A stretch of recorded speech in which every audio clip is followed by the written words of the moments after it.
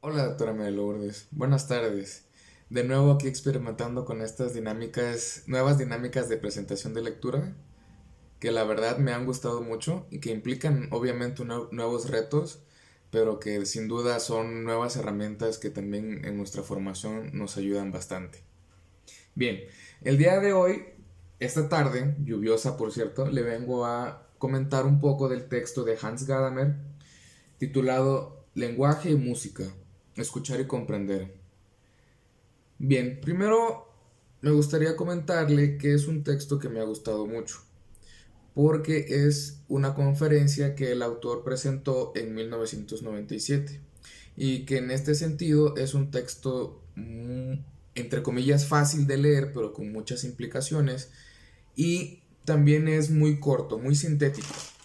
En muchas veces va directo al grano y en otras pone ejemplos muy atinados de cómo es su propia teoría. Bien, eh, entrando a profundidad en el texto, más que profundidades, unos pequeños comentarios, me gustaría dividir mis comentarios en tres puntos. El primero, sobre la música. El segundo, sobre un principio de incertidumbre, que a mí me gustó mucho. Y en un tercero, es las maneras de convivir, o lo que el autor entiende con el concepto de convivir. En el primer punto sobre la música, el punto que tal vez más me ha causado alguna comezón, alguna incertidumbre, porque el autor lo retoma solamente como, lo remite como ejemplo sobre sus diversas teorías que él va manejando. Sin embargo, hay que preguntarnos por qué utilizó la música. Porque el autor entiende la música como un acto también de escuchar, no solamente como el intérprete, en este caso cualquier músico, guitarrista, vocalista, se expresa la música, pero también hay una segunda dinámica que es por parte del receptor y que es la intérprete, el interpretar esa música. Por eso el autor recae en sus primeras definiciones como el lenguaje de la música y como la música como entendida la música como un lenguaje. En este momento, y mi único comentario que puedo decir al respecto es sobre las matemáticas y la música. Cómo es que también hay una relación directa que aparentemente el autor soslaya en algún momento sobre las matemáticas y la música. La música al fin y al cabo es métrica y la métrica se compone valga la redundancia, por compases y por corcheas, puntos, negritas que al fin y al cabo estructuran una música, un acorde. Ahí no hay que recordar también que la música entendida a través de partituras también se puede entender como un lenguaje hasta cierto punto matemático. Ese es mi primer comentario sobre la música y cómo es que es también un acto de diálogo. En este punto tal vez decir que el autor llega a la construcción del lenguaje universal a través de la música. Y creo que llega a la construcción de la música pura. Cómo es aquella música sin voz, a través de puros instrumentales, me imagino tipo música instrumental, que no necesita una voz, una vocalización para poder ser entendida. Esa música en teoría puede ser entendida por todas las personas en el mundo, sin la necesidad que todos tengan, de que todos tengamos una misma lengua. El acto de escuchar también implica un acto de oír, y un acto de oír también, de oír específicamente, también incluye un acto de desoír, como dice el autor, que es más como el acto de seleccionar lo que uno escucha y que remite a no escuchar aquello a lo que a uno no le interesa. Bien, en un segundo punto, tal vez ya llegando a este principio de incertidumbre, nosotros podemos llegar, y el autor llega a la construcción de que uno nunca puede llegar a conocerlo todo, ni llegar a comprenderlo todo. Es un acto muy egoísta tal vez que el autor hace evidenciar llegarlo a comprender, intentar llegar a comprender una totalidad, un saber definitivo, como dice él, y que al fin y al cabo nuestro conocimiento está condenado hacia nuestra particularidad y hacia nuestra individualidad.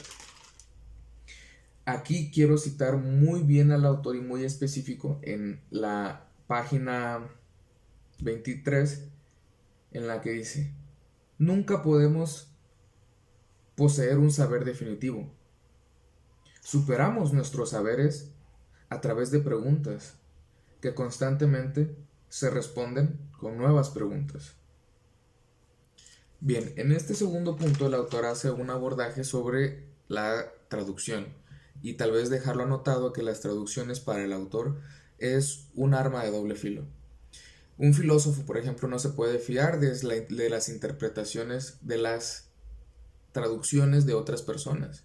Él tiene que hacer sus propias interpretaciones. En el tercer punto, y considero que el punto en el que le da más peso porque lo repite constantemente, al igual que los otros dos, pero este con más énfasis, es convivir unos con otros, entre, desde y con las diferentes culturas. En este punto el autor remite a que nosotros tenemos una necesidad de convivir con otras personas.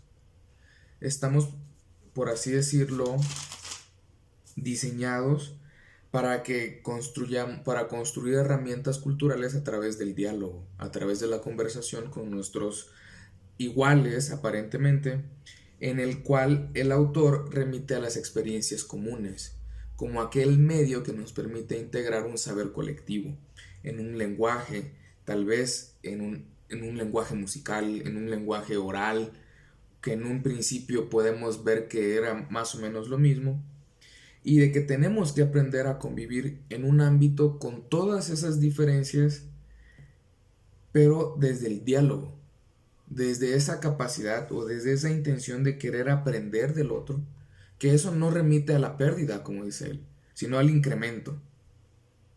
Aquí tal vez siempre tener presente que la humanidad es una totalidad muy amplia, que tiene amenazas hoy en día. Ella misma es una amenaza, pero también tiene sus méritos. Y que tal vez hay que confiar en que en algún futuro la humanidad descubra nuevas formas de hacer energía, como dice él. Y que estas nuevas tecnologías no pueden existir o tienen que ir de la mano con este diálogo mutuo que te hay entre las diferentes culturas. Porque si no hay este diálogo, sería un avance muy limitado y muy corto. Para concluir me gustaría decir dos palabras, o mejor dicho, dos ideas. Uno acerca de la conversación, cómo es que el autor entiende estos nuevos diálogos.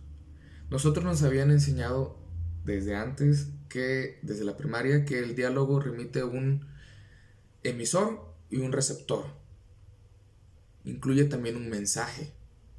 Aparentemente esas son las tres vías. Pero también hay ruidos, también hay contextos, hay ambientes, hay diversidad de opiniones, diversidad incluso de maneras de comprender. Aquí el autor apunta que uno como hablante siempre tiene la idea de que el otro entiende perfectamente lo que uno le estamos diciendo. Y no es así. Uno al fin y al cabo hace sus propias interpretaciones de lo que otros hablan. Sobre la música, me gustaría mencionar y poner de ejemplo una pregunta que hace poco escuché en uno de los foros que hemos tenido ahí en línea, que si la música de DJ, la música de tornamesa, es música hoy en día, o se puede considerar como música. Al fin y al cabo, el único instrumento es digital, es una consola, y solamente es interpretada por una sola persona. La mayoría de las veces no hay vocalizaciones, aunque sí, otras veces sí las hay. Y aquí remito la respuesta, como la comparto, mejor dicho, que yo entiendo como la música como un lenguaje paradigmático en sí mismo.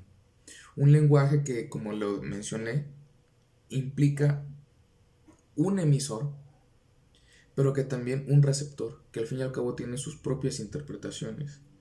Y que la música es otra forma para hacer llegar una comunicación.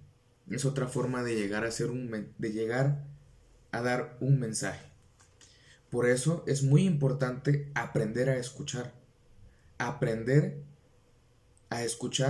nos va a servir a comprendernos a nosotros mismos. La convivencia, el diálogo con los demás es la meta de el diálogo entre unos y otros. En este diálogo, según el autor, es donde surgen los primeros principios culturales.